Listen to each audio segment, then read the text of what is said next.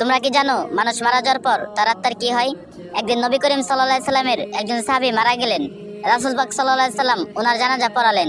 তারপর একদল সাহাবী মৃতদেহ কবর দেওয়ার জন্য কবরস্থানে নিয়ে আসলেন।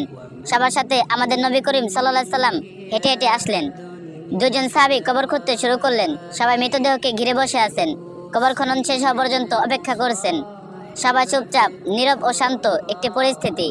নবীজি গভীর মনোযোগ দিয়ে কবর খোঁড়া দেখছিলেন। একটিবার সবার দিকে তাকিয়ে জিজ্ঞেস করলেন, তোমরা কি জানো মানুষ মারা যাওয়ার পর তার আত্মার কি হয়? সবাই খুব আগ্রহ নিয়ে নবীজিকে বললেন, ইয়া রাসূলুল্লাহ সাল্লাল্লাহু আলাইহি সাল্লাম, আমাদেরকে বলুন। নবীজি সাল্লাল্লাহু আলাইহি সাল্লাম একটু চুপ করে থাকলেন। সবাই ওনার কাছে এসে ঘিরে বসলেন। মৃত্যুর পর আত্মার কি হয় এই তথ্য তাদের জানা ছিল না। আজ সেটা নবীজির মুখে শুনবেন। কত বড় সৌভাগ্য! শোনার জন্য সবাই অধিক আগ্রহে নবীজির কাছে এসে বসলেন। তিনি একবার কবরের দিকে তাকিয়ে মাথাটা তুলে আকাশের দিকে তাকালেন। তারপর তিনি গল্পের মতো করে বলতে শুরু করলেন, শুনো, যখন মানুষ একেবারে মৃত্যুর শয্যায়, তখন সে মৃত্যুর ফেরেশতাকে দেখে ভয় পায়। কিন্তু যে বিশ্বাসী ও ভালো মানুষ, তাকে মৃত্যুর ফেরেশতা হাসি মুখে সালাম দেন, তাকে উভয় দেন এবং মাথার পাশে এসে ধীরে ও যত্ন করে বসেন। তারপর মৃত প্রায় মানুষের দিকে তাকিয়ে বলেন, হে পবিত্র আত্মা, তুমি তোমার পালনকর্তার ক্ষমা ও ভালোবাসা গ্রহণ করো এবং এই দেহ থেকে বের হয়ে আসো। মুমিনের আত্মা যখন বের হয়ে আসে, তখন সে কোনো ধরনের ব্যথা ও বেদনা অনুভব করে না। নবী আরো একটু ভালো করে উদাহরণ দিয়ে বললেন, মনে করো একটা পানির জগ কানায় কানায় পূর্ণ হয়ে যাওয়ার পর উপর থেকে এক ফোঁটা পানি যেমন নিঃশব্দে উপর থেকে নিচে নেমে আসে, ঠিক তেমনি নীরবে ও কষ্ট ছাড়াই আত্মাটির দেহ থেকে বের হয়ে আসে।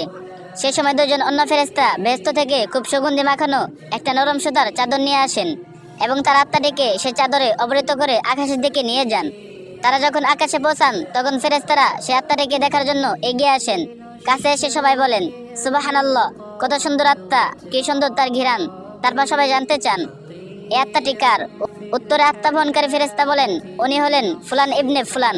নবীর আরবিতে বলেছেন, বাংলা হলো অমুকের সন্তান অমুক।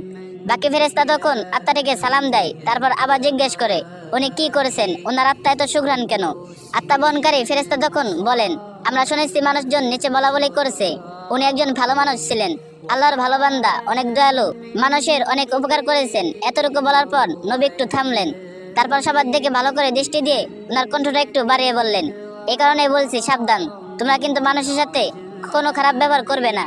তুমি মারা যাওয়ার পর মানুষ তোমার সম্পর্কে যা যা বলবে, আত্মা বহনকারী ফেরেশতারাও আকাশে গিয়ে ঠিক একই কথা অন্যদেরকে বলবে। কথা বলে তিনি আবার একটু চুপ করলেন, কবরটার দিকে দৃষ্টি দিলেন, আবার বলতে শুরু করলেন, এই সময় মানুষ যখন পৃথিবীতে মৃতদেহকে কবর দেওয়ার জন্য গোসল দিয়ে প্রস্তুত করবে, তখন আল্লাহ তাআলা আত্মা বহনকারী ফেরেশতাদেরকে বলবেন, যাও, এখন তোমরা আবার এই আত্মাকে তার শরীরে দিয়ে আসো। মানুষকে আমি মাটি থেকে বানিয়েছি, মাটির দেহেই তার আত্মাকে আবার রেখে আসো। সময় হলে তাকে আমি আবার পুনরায় জীবন দিব। তারপর মৃতদেহকে কবরে রেখে যাওয়ার পর দুজন ফেরেশতা আসবেন। তাদের নাম মুনকার ও নাকির। তারা মৃতদেহ সৃষ্টিকর্তা, তার ধর্ম ও নবী সম্পর্কে জিজ্ঞেস করবেন। মুনকার ও নাকির চলে যাওয়ার পর আত্মাটি আবার অন্ধকার কবরে একাকী হয়ে যাবে। সে এক ধরনের অজানা অংশকায় অপেক্ষা করবে। কোথায় আছে, কি করবে, এক অনিশ্চয়তা এসে তাকে ঘিরে ধরবে। এমন সময় সে দেখবে খুব সুন্দর একজন তার কবরে তার সাথে দেখা করতে এসেছে। তাকে দেখার পর আত্মাটি ভীষণ মুগ্ধ হবে। এত মায়াবী ও সুন্দর তার চেহারা সে জীবনে কোনোদিন দেখেনি। আত্মাটি তাকে জিজ্ঞেস করবে, তুমি কে? সেই লোকটি বলবে, আমি তোমার জন্য অনেক বড় সুসংবাদ নিয়ে এসেছি। তুমি দুনিয়ায় পরীক্ষায় উত্তীর্ণ হয়েছো, তোমার জন্য আল্লাহ তাআলা জান্নাতের ব্যবস্থা